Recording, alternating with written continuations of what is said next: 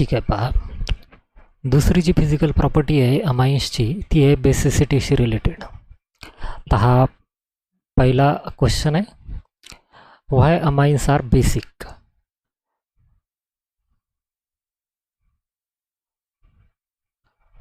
How basic strength of amines is measure quantitatively. तर हा एकदम सोपा क्वेश्चन आहे. पहा, पहिलं पाहून घ्या का अमाइन्सला बेसिक का समजलं जात आहे. त्याच्या मागं दोन थिअरीज आहे. पहिली थिअरी अशी आहे का हा जो अमाइन जो आहे त्याच्यामध्ये एक नायट्रोजन आहे आणि नायट्रोजनला जोडलेले 3 ग्रुप्स आहे.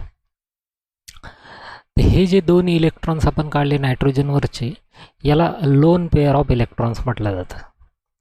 हे जे 2 इलेक्ट्रॉन आहे याला लोन पेअर ऑफ इलेक्ट्रॉन्स म्हटलं जातं.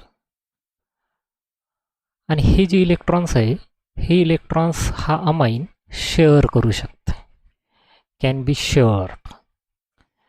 आता कोणासोबत शेअर होईल, ज्यांच्या इलेक्ट्रॉनची कमतरता राहील, म्हणजे can be shared with electron deficient groups. ज्यांच्या इलेक्ट्रॉनची कमी आहे त्यांच्यासोबत हे इलेक्ट्रॉन शेअर केले जाऊ शकते. ती या प्रॉपर्टीमुळे अमाइन्सला लेविस बेसिस म्हटलं जातं. लेविसने एक बेसची डेफिनेशन दिली होती. लेविसच्या मते तो सबस्टन्स बेस आहे जो इलेक्ट्रॉन डोनर आहे. आता अमाइन्स जवळ एक इलेक्ट्रॉनची पेअर आहे जी तो दुसऱ्या ग्रुपसोबत शेअर करू शकते, म्हणून लेविसच्या डेफिनेशननुसार तो बेस आहे. तर अमाइन्सला बेसिक समजण्याच्या मागे हे एक रिझन आहे, कारण अमाइन्स लोन पेअर आहे अमाइन्सजवळ जी तो शेअर करू शकते आणि त्याच्यामुळे तो लेविस बेस आहे. दुसरं, अमाइन्सला एका वेगळ्या डेफिनेशननं सुद्धा बेस म्हणता येते आपल्याला. ती आहे लॉरी ब्रॉन्स्टेड कन्सेप्ट. पाहता हा अमाइन आहे, याची जर वॉटरसोबत रिॲक्शन केली किंवा अमाइनला जर पाण्यामध्ये टाकला आपण, तर एक अशी इक्विलिब्रियम रिॲक्शन होते. हा जो वॉटरचा हायड्रोजन आहे तो अमाइनला शिफ्ट होऊन जातं आणि अमाइनचं रूपांतर अमोनियम आयनमध्ये होऊन जातं जो पॉझिटिव्हली चार्ज आहे आणि OH- आयन तयार होऊन जातं. आता लॉरी ब्रॉन्स्टेड कन्सेप्ट काय म्हणते का जो सबस्टन्स पाण्यात विरघळल्यावर OH- आयन देते तो बेस. आता अमाइन आपण पाण्यामध्ये टाकलं, OH- आयन तयार झाला आणि अमाइननं हायड्रोजन ॲक्सेप्ट केला, म्हणून सुद्धा अमाइनला बेस समजल्या जाते. ते याला लॉरी ब्रॉन्स्टेड बेस म्हटलं जातं. म्हणजे ह्या दोन्ही डेफिनेशननुसार अमाइन्स बेसिक आहे. लेविसनुसार सुद्धा बेस आहे कारण ते इलेक्ट्रॉन डोनेट करते. लॉरी ब्रॉन्स्टेडच्या कन्सेप्टनुसार सुद्धा अमाइन्स बेसिक आहे कारण ते प्रोटॉन ॲक्सेप्ट करत आहे आणि OH- आयन तयार करत आहे. आता ही जी रिॲक्शन आहे ह्या रिॲक्शनचा वापर करून स्ट्रेंथ डिटरमाइन केला जातं. हा जो दुसरा क्वेश्चन आहे, how basic strength of amines is determine quantitatively. म्हणजे अमाइनची जी बेसिक स्ट्रेंथ आहे ती मोजली कशा जाते. तर त्याच्यासाठी या इक्वेशनचा वापर केला जाते. पहा, ही इक्विलिब्रियम रिॲक्शन आहे, हे रिॲक्टन्ट्स आणि हे प्रॉडक्ट्स. तर ह्या रिॲक्शनसाठी एक कॉन्स्टंट आपल्याला काढता येते ज्याला इक्विलिब्रियम कॉन्स्टंट म्हटलं जाते, KB. तर KB कसा काढला जाते, प्रॉडक्टचं कॉन्सन्ट्रेशन डिवायडेड बाय रिॲक्टंटचं कॉन्सन्ट्रेशन. आता प्रॉडक्ट साईडला हे दोघं जण आहे, तर ह्या दोघांचं कॉन्सन्ट्रेशन न्युमरेटरला घ्यायला लागेल तुम्हाला. पहिलं अमोनियम आयनचं कॉन्सन्ट्रेशन,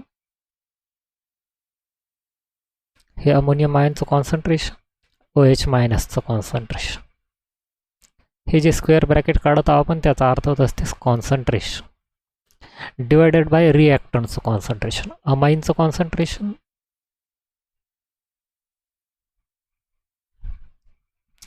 आणि वॉटरचं कॉन्सन्ट्रेशन. आणि मग ह्या KBवर बेसिक स्ट्रेंथ कशी डिपेंड आहे, जेवढा KB जास्त तेवढी बेसिक स्ट्रेंथ जास्त. म्हणजे बेसिक स्ट्रेंथ KBशी डायरेक्टली प्रोपोर्शनल आहे. Basic strength is directly proportional to K B. म्हणजे के बी जर जास्त असेल तर बेसिक स्ट्रेंथसुद्धा जास्त. या के बीचा वापर करून एक दुसरी क्वांटिटी काढल्या जाते, त्याला पी के बी म्हटलं जातं. हे पी एच सारखं आहे. P H P O H माहीत आहे आपल्याला, जे ॲसिड आणि बेसची स्ट्रेंथ मोजण्यासाठी वापरल्या जाते. तर तसंच के बी एकदा आपल्या जो आला हे इक्वेशनचा वापर करून का त्याचा पी के बी काढता येते. पी के बी एकदम इझिली काढता येते. लॉग घ्यायचा, negative logarithm of K B म्हणजे पी के बी. आता ह्या निगेटिव्ह लॉगच्यानं काय होते, पी के बीचं आणि के बीचं रिलेशन इनवर्स राहते. के बी जेवढा मोठा राहील तेवढा पी के बीची व्हॅल्यू कमी येते. म्हणजे पी के बी जर जास्त असेल, मोर असेल, हाय व्हॅल्यू असेल तर पी के बी कमी राहते, लेस राहते. आणि आपण आत्ता असं लिहिलं का basic strength is directly proportional to K B. म्हणजे जेवढे के बी जास्त तेवढी बेसिक स्ट्रेंथ जास्त. पण जर के बी जास्त असेल तर पी के बी लेस राहते. याचा अर्थ बेसिक स्ट्रेंथ जर पी के बीचा वापर करून बेसिक स्ट्रेंथ काढायचा असेल तर इनवर्स रिलेशन आहे. म्हणजे पी के बीची व्हॅल्यू जेवढी कमी तेवढी बेसिक स्ट्रेंथ जास्त. पुन्हा एकदा समजून घ्या, हे व्यवस्थित समजून घ्या. पहिलं के बी पाहू आपण. के बी मोर असेल तर बेसिक स्ट्रेंथ जास्त.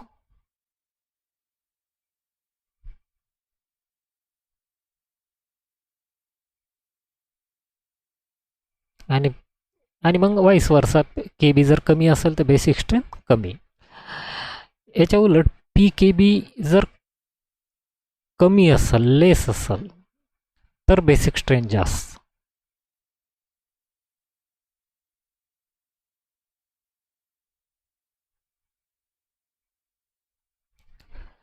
म्हणजे पहा, के बी जास्त पाहिजे म्हणजे बेसिक स्ट्रेंथ जास्त राहील. किंवा समजा के बी माहीत नाही आपल्याला, पी के बी माहीत आहे, तर पी के बी लहान कमी पाहिजे, लेस पाहिजे. पी के बी जर लेस असेल तर बेसिक स्ट्रेंथ जास्त राहील. ते या पद्धतीनं अमाईन्सची बेसिक स्ट्रेंथ मोजल्या जातं. पुन्हा एकदा पाहून घ्या. अमाईन्स बेसिक आहे कारण ते इलेक्ट्रॉन डोनर आहे आणि प्रोटॉन ॲक्सेप्टर आहे. इलेक्ट्रॉन डोनर असल्याच्यानं ते लेविस बेस आहे. प्रोटॉन ॲक्सेप्टर असल्याच्यानं ते लॉरी ब्रॉन्स्टेड बेस आहे. या लॉरी ब्रॉन्स्टेडच्या इक्विलिब्रियम इक्वेशनवरून आपण के बी काढू शकतो आणि मग के बीवरून पी के बी काढू शकतो. के बी जेवढा जास्त राहील तेवढी बेसिक स्ट्रेंथ जास्त. पी के बी जेवढा कमी राहील तेवढी बेसिक स्ट्रेंथ जास्त. तर हा झाला पहिला क्वेश्चन. त्याचा एक स्क्रीनशॉट तुम्ही काढून घ्या. म्हणजे आपण मग दुसऱ्या क्वेश्चनकडे जाऊ. ठीक आहे, हा एक दुसरा क्वेश्चन आहे ना. What is the order of aliphatic amines in terms of P K B values and basic strength. म्हणजे हे जे अमाइन्स आहे यांची बेसिक स्ट्रेंथ कशी आहे तर ती ऑर्डर अशी आहे. अमोनियापासून सुरुवात होते. ते अमोनियाची बेसिक स्ट्रेंथ प्रायमरीपेक्षा कमी, प्रायमरीची सेकंडरीपेक्षा कमी.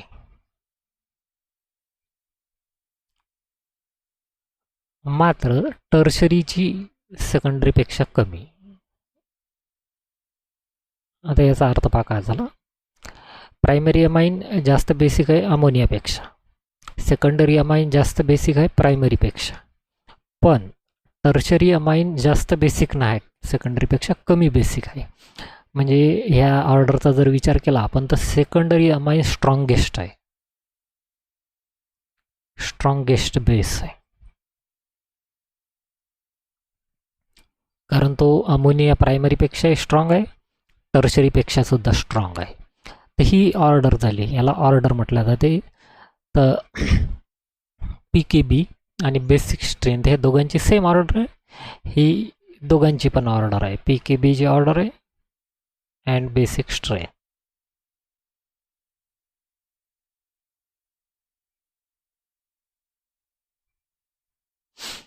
या पद्धतीनं ही ऑर्डर तुम्ही लक्षात ठेवायची. Ammonia less than primary, primary less than secondary, but tertiary is less than secondary. म्हणजे सेकंडरी हा स्ट्रॉंगेस्ट बेस आहे आता याच्या मागं काय रिझन आहे ते आपण पुढच्या क्वेश्चनमध्ये पाहू. त्याचा एक स्क्रीनशॉट काढून घ्या म्हणजे हा क्वेश्चन पूर्ण होऊन जातो. ठीक आहे. आता हा खूप मोठा क्वेश्चन आहे, समजून घेण्यालायक आहे. बेसिक स्ट्रेंथ आपण आत्ताच पाहिली का अमोनियाची प्रायमरीपेक्षा कमी आहे, प्रायमरीची सेकंडरीपेक्षा कमी आहे आणि टर्शरीची सेकंडरीपेक्षा म्हणजे सेकंडरी स्ट्रॉंगेस्ट आहे. त्याच्या मागं काय रिझन आहे, असं कशामुळे आहे? त्याच्यामागे मेनली 3 रिझन्स आहे. आपण एक एक पाहू. आता पहिला आहे आता रिझनकडे जाण्याच्या पहिलं हे सगळे कशावर आधारित आहे ते पहा.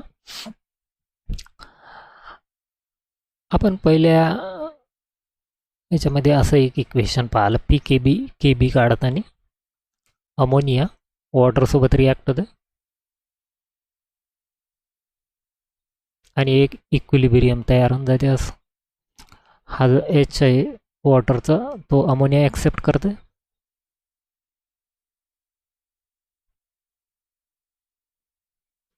आणि OH- आयन तयार करते. याला आपण इक्विलिब्रियम रिॲक्शन म्हणतो. अमाईन पाण्यात टाकलं का OH तयार होते म्हणजे अमाईन बेस आहे.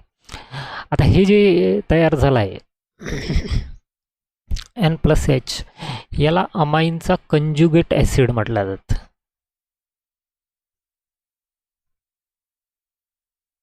पहा हे बेस आहे. ह्या बेसनं प्रोटॉन ॲक्सेप्ट केला, H+ ॲक्सेप्ट केला आणि त्याचं रूपांतर कंजुगेट ॲसिडमध्ये झालं. हा जो कंजुगेट ॲसिड आहे तो ह्या बेसपासून तयार झालेला आहे. आता हे जे ऑर्डर आहे आणि ह्या ऑर्डरचे जे काही रिझन लिहिणार आहोत आपण ते ह्या कन्सेप्टवर आधारित आहे की आपण आता पाहिलं का KB जेवढा जास्त राहील तेवढी स्ट्रेंथ जास्त राहते. आणि मग KB केव्हा जास्त राहील?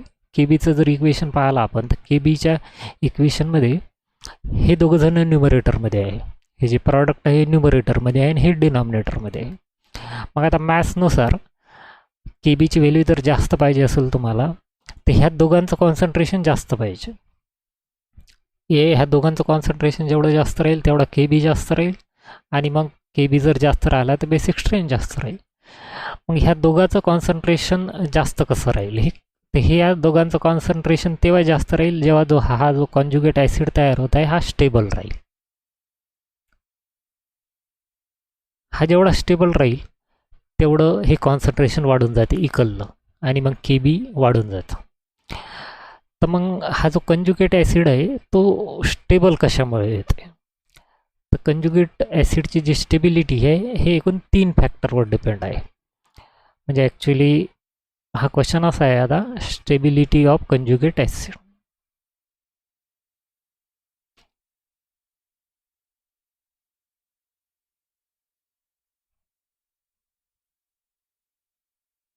ही स्टेबिलिटी कशावर डिपेंड आहे आणि ह्या स्टेबिलिटीवर मग KB डिपेंड आहे.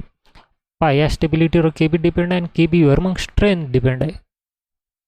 तर अशी ही चेन आहे.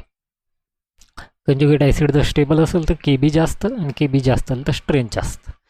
तर मग हा कंजुगेट ॲसिड कशामुळे स्टेबल होते? तर याच्यामध्ये 3 फॅक्टर्स आहेत. पहिला फॅक्टर आहे इंडक्टिव्ह इफेक्ट.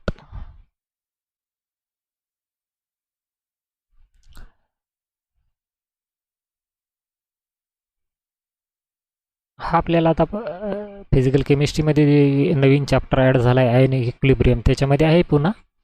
ते जेव्हा पाहू तेव्हा हे डिटेलमध्ये पाहू. याला +I इफेक्ट म्हटला जातं. तर पहा हे कसं आहे, अमोनिया जो आहे तो असा मॉलिक्युल आहे. अमोनिया जवळ 1 नायट्रोजन आहे, 3 हायड्रोजन आहे.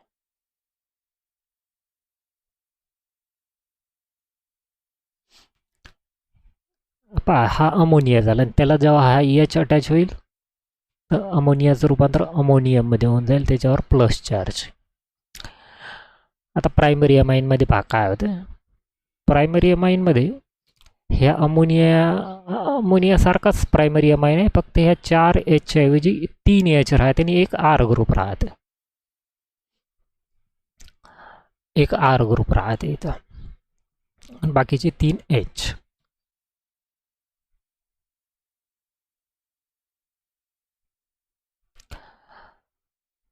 तर सेकंडरी अमाईनमध्ये 2 एच ग्रुप राहते आणि 2 आर राहते.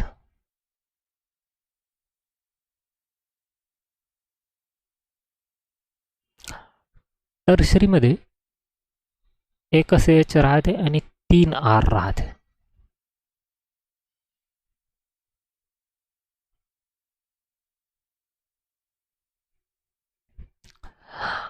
आता पहा, हा प्लस आय इफेक्ट म्हणजे काय? Electron donating effect.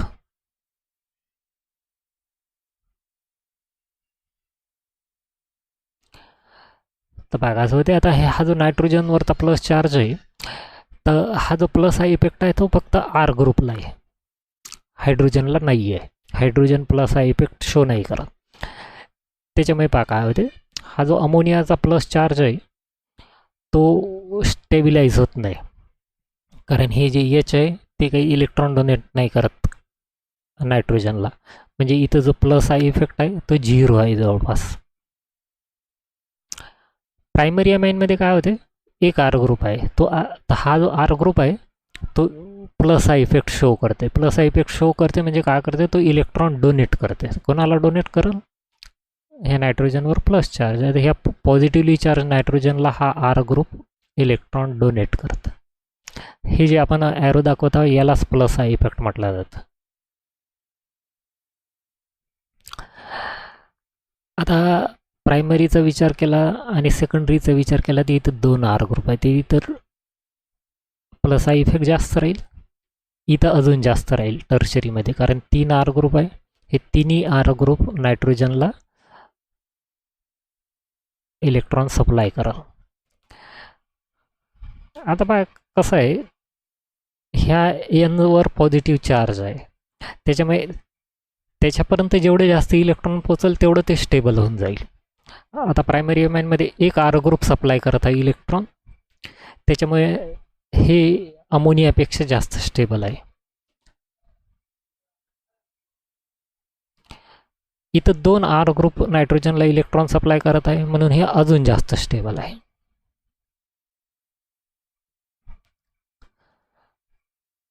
इथं 3 आर ग्रुप नायट्रोजनला इलेक्ट्रॉन सप्लाय करत आहे म्हणून हे सर्वात जास्त स्टेबल आहे, मोस्ट स्टेबल. आपण काय पाहतो, स्टेबिलिटी ऑफ कंजुगेट ॲसिड पाहत आहोत. स्टेबिलिटीनुसार अमोनिया सर्वात कमी स्टेबल आहे, कारण त्याच्यामध्ये इंडक्टिव्ह इफेक्ट नाही आहे. प्रायमरी अमाईनमध्ये एक आर ग्रुप आहे, त्यामुळे ते थोडंसं स्टेबल आहे. हा आर ग्रुप नायट्रोजनला इलेक्ट्रॉन देते, प्लस आय इफेक्ट शो करते, त्याच्यामुळे प्रायमरी अमाईन अमोनियापेक्षा थोडंसं स्टेबल आहे. सेकंडरी अजून जास्त स्टेबल आहे, कारण त्याच्यामध्ये 2 आर ग्रुप आहे आणि त्या दोघांचे इंडक्टिव्ह इफेक्ट आहे. हा प्लस आय इफेक्ट, हा plus I effect.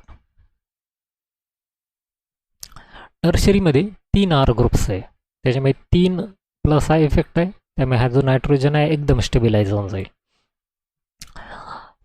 Inductive इफेक्टनुसार tertiary अमाईन्सचा जो कंजुगेट ॲसिड आहे तो सर्वात जास्त स्टेबल आहे.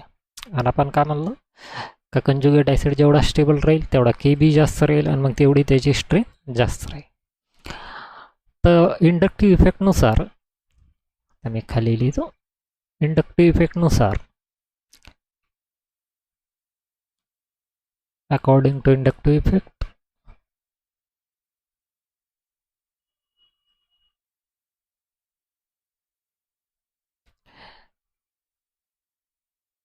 बेसिक स्ट्रेनची ऑर्डर अशी राहायला पाहिजे.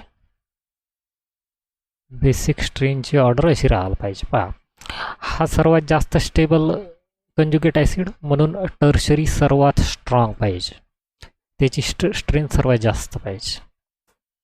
मग त्याच्यापेक्षा कमी स्टेबल हा म्हणून सेकंडरी, त्याच्यापेक्षा कमी स्टेबल हा म्हणून प्रायमरी, आणि सर्वात कमी स्टेबल अमोनिया. तर अशा पद्धतीची ऑर्डर पाहिजे. हे कशानुसार? इंडक्टिव्ह इफेक्टनुसार. अमोनियाचा जो कंजुगेट ॲसिड आहे तो सर्वात कमी स्टेबल आहे म्हणून त्याची स्ट्रेंथ कमी. प्रायमरी थोडंसं जास्त स्टेबल आहे कारण त्याच्यात एक आर ग्रुप आहे तर त्याची स्ट्रेंथ जास्त. सेकंडरी अजून जास्त, टर्शरी अजून जास्त. पण ही जी ऑर्डर आहे ती जी ओरिजिनल आपली ऑब्झर्व ऑर्डर आहे त्याच्यासारखी नाही. पहा ऑर्डर कशी आहे आपली, ammonia less than primary, less than secondary, greater than tertiary. Tertiary हा सेकंडरीपेक्षा वीक पाहिजे, पण इथं तर उलटं होत आहे. टर्शरी हा सेकंडरीपेक्षा स्ट्रॉंग दिसत आहे. याचा अर्थ अजून दुसरा काहीतरी इफेक्ट इथं प्ले करत असला पाहिजे. म्हणजे फक्त इंडक्टिव्ह इफेक्ट जर असता तर टर्शरीची स्ट्रेंथ सेकंडरीपेक्षा जास्त राहिली असती. पण टर्शरीची स्ट्रेंथ ऑब्झर्वेशनमध्ये सेकंडरीपेक्षा कमी आढळत आहे. याचा अर्थ इंडक्टिव्ह इफेक्टच्या व्यतिरिक्त दुसरा एखादा इफेक्ट इथं काम करत असला पाहिजे.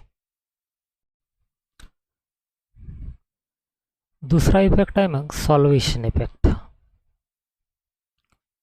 सॉल्व्हेशन या शब्दाचा अर्थ होत असते जेव्हा एखादा सबस्टन्स एखाद्या सॉल्व्हंटमध्ये टाकल्या जाते तेव्हा सॉल्व्हंटचे मॉलिक्युल्स त्या सबस्टन्सच्या मॉलिक्युल्सला चारी बाजूनं वेढून घेतात आणि त्या मॉलिक्युलसोबत बॉन्ड तयार करायचा प्रयत्न करतात.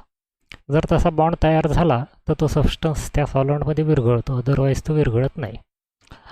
आता जेव्हा अमोनिया आणि बाकीचे अमाईन्स पाण्यामध्ये टाकल्या जाते तर पाणी या मॉलिक्युल्सला चारी बाजूनं वेढून घेते. जसं आपण ही जी रिॲक्शन पाहतो, जसं पहा ही रिॲक्शन आपण अमोनिया किंवा बाकीचे जे अमाईन्स आहे ते पाण्यामध्ये टाकत आहोत तर पाणी ह्या मॉलिक्युल्सला वेढून घेईल सर्वकडून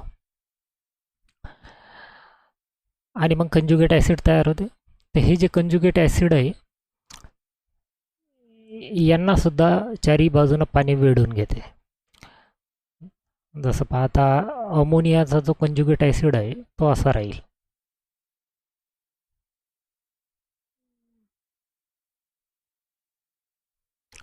नायट्रोजन, त्याला जोडलेले 4 हायड्रोजन, किंवा याला मी इकडं काढतो.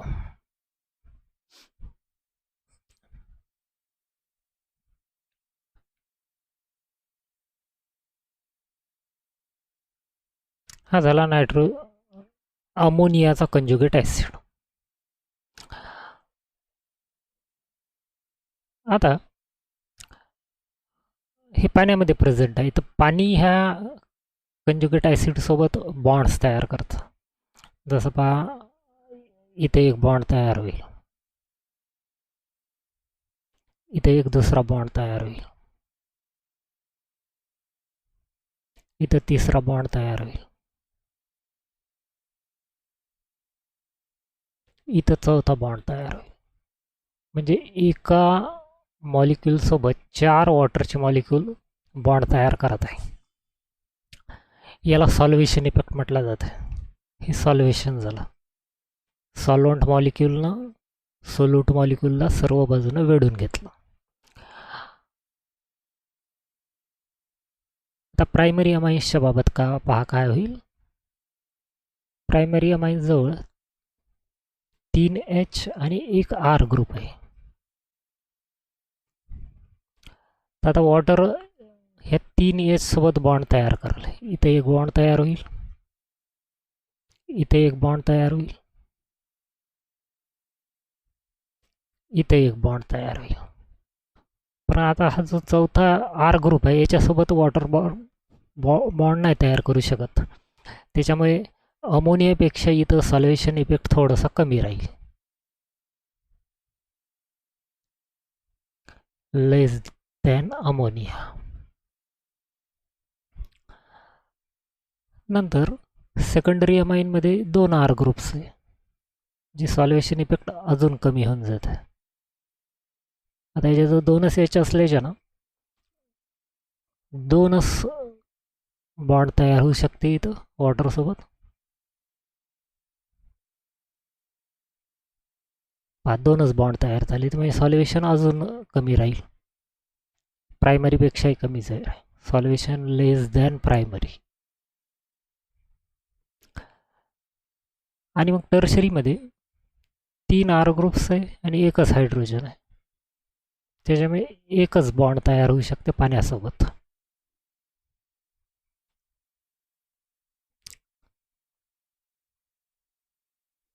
में सॉल्वेशन लेस दॅन सेकंडरी.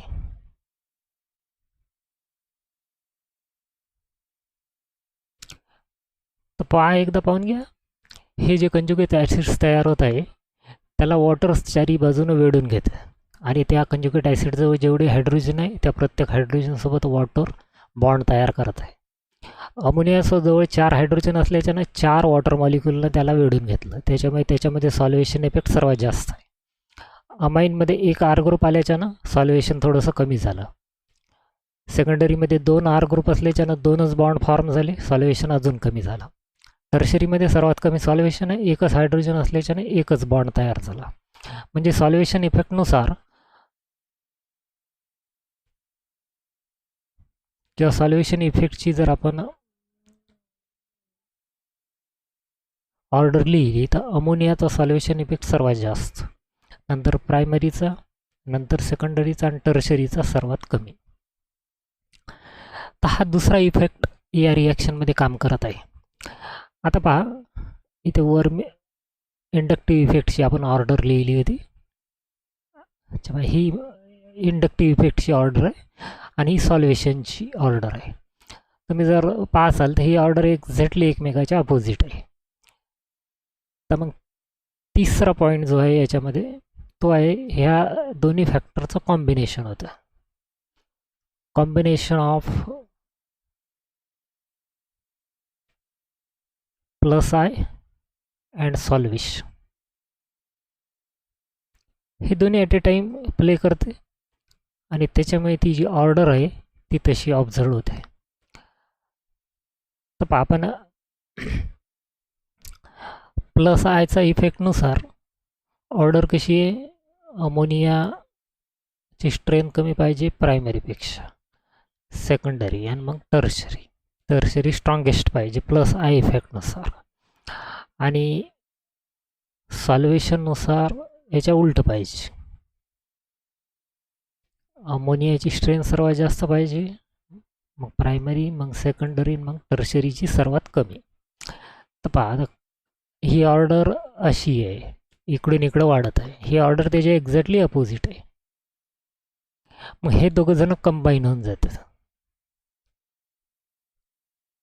हे दोन्ही इफेक्ट कंबाईन होते आणि ह्या दोघांचा जो एकत्रित परिणाम आहे, जे टोटल ऑब्झर्व ऑर्डर आहे ते ह्या दोघांचा कंबाईन इफेक्ट आहे. ह्या दोन्ही जे आहे एकमेकाच्या अपोजिट ऑर्डर्स आहे यांचा जो कंबाईन इफेक्ट आहे तो असा होईल, ammonia less than primary, less than secondary, greater than tertiary. तर हे रिझन आहे ह्या ऑर्डरच्या मागचं. तर पुन्हा एकदा आपण ब्रीफमध्ये पाहून घेऊ, हा इम्पॉर्टंट क्वेश्चन आहे. बेसिक स्ट्रेंथ या पद्धतीची आहे, NH3 less than primary, less than secondary, greater than tertiary. टर्शरीची स्ट्रेंथ सेकंडरीपेक्षा कमी आहे. तर असं का आहे, तर आपण एक्सप्लेन करणं इथून सुरू केलं होतं.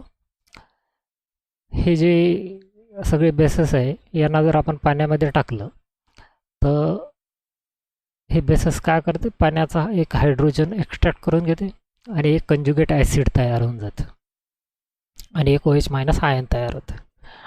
आता ह्या कंजुगेट ॲसिडच्या स्टेबिलिटीवर बेसिक स्ट्रेंथ डिपेंड राहते. हा जर कंजुगेट ॲसिड खूप स्टेबल असेल तर बेसिक स्ट्रेंथ जास्त. मग ही स्टेबिलिटी कशावर डिपेंड राहते, तर आपण 3 फॅक्टर याच्यामध्ये पाहत आहोत. पहिला फॅक्टर आहे इंडक्टिव्ह इफेक्ट. इंडक्टिव्ह इफेक्ट म्हणजे काय, इलेक्ट्रॉन डोनेट करून तो कंजुगेट ॲसिड स्टेबल करणे. त्याच्यामध्ये अमोनियामध्ये इंडक्टिव्ह इफेक्ट 0 आहे, प्रायमरीमध्ये थोडंसं आहे, सेकंडरीमध्ये अजून जास्त आहे, टर्शरीमध्ये सर्वात जास्त आहे. त्याच्यानं इंडक्टिव्ह इफेक्टनुसार जर आपण यांची स्ट्रेंथ लिहायचा प्रयत्न केला तर ती ऑर्डर अशी होऊन जाईल, NH3 less than primary, less than secondary, लेस दॅन टर्शरी. म्हणजे टर्शरी स्ट्रॉंगेस्ट बेस पाहिजे इंडक्टिव्ह इफेक्टनुसार. मग दुसरा जो इफेक्ट प्ले करते तो आहे सॉल्वेशन इफेक्ट. हे जेव्हा आपण हे जे कंजुगेट ॲसिड्स तयार होत आहे हे पाण्यामध्ये तयार होत आहे, तर पाणी ह्या कंजुगेट ॲसिड्सला चारी बाजूने वेढून घेते आणि त्या कंजुगेट ॲसिडसोबत बॉन्ड फॉर्म करायचा प्रयत्न करते. तर अमोनियाचा जो कंजुगेट ॲसिड आहे तो सर्वात जास्त बॉन्ड तयार करतं. त्याच्याजवळ 4 हायड्रोजन आहे, त्याच्यामुळे तो 4 वॉटरसोबत बॉन्ड तयार करते. ती इथं सर्व सॉल्युशन इफेक्ट सर्वात जास्त. प्रायमरीमध्ये एक आर ग्रुप आल्याच्यानं इकडून आता बॉन्ड तयार नाही होऊ शकत, त्याच्यामुळे सॉल्युशन इफेक्ट कमी झाला. इथं 2 आर ग्रुप असल्याच्यानं सॉल्युशन अजून कमी झालं. इथं 3 आर ग्रुप असल्याच्यानं सॉल्युशन अजून कमी होऊन गेलं. म्हणजे सॉल्युशननुसार जर आपण ऑर्डर लिहिली तर अमोनिया सर्वात स्ट्रॉंग बेस पाहिजे, मग प्रायमरीज, मग सेकंडरी आणि टर्शरी सर्वात लेस पाहिजे. ॲक्च्युली हे दोन्ही इफेक्ट कंबाईन होत असते. तर तिसरा पॉईंट आपण पाहिला, combination of plus I effect and solution effect. Plus आयनुसार ऑर्डर अशी आहे, टर्शरी स्ट्रॉंगेस्ट आहे. सॉल्युशननुसार याच्या एक्झॅक्टली अपोजिट ऑर्डर आहे, टर्शरी विकेस्ट आहे. ॲक्च्युली काय होते, हे दोन्ही इफेक्ट कंबाईन होते आणि हा जो ऑब्झर्वड इफेक्ट आहे तो तयार होऊन जाते. अमोनिया वीक आहे प्रायमरीपेक्षा, प्रायमरी वीक आहे सेकंडरीपेक्षा, पण टर्शरी वीक आहे सेकंडरीपेक्षा. म्हणजे सेकंडरी हा स्ट्रॉंगेस्ट बेस आहे. तर हा इम्पॉर्टंट क्वेश्चन आहे. याचे 2 स्क्रीनशॉट काढायला लागेल तुम्हाला.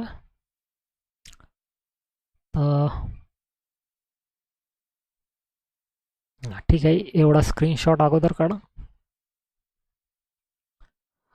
आणि हा झाला असेल तर मग उरलेला स्क्रीनशॉट 3 काढा लागेल इथं. मग ठीक आहे, हा एक दुसरा काढ. तर 1 मिनिट, हा एक काढून घ्या आणि हा झाल्यानंतर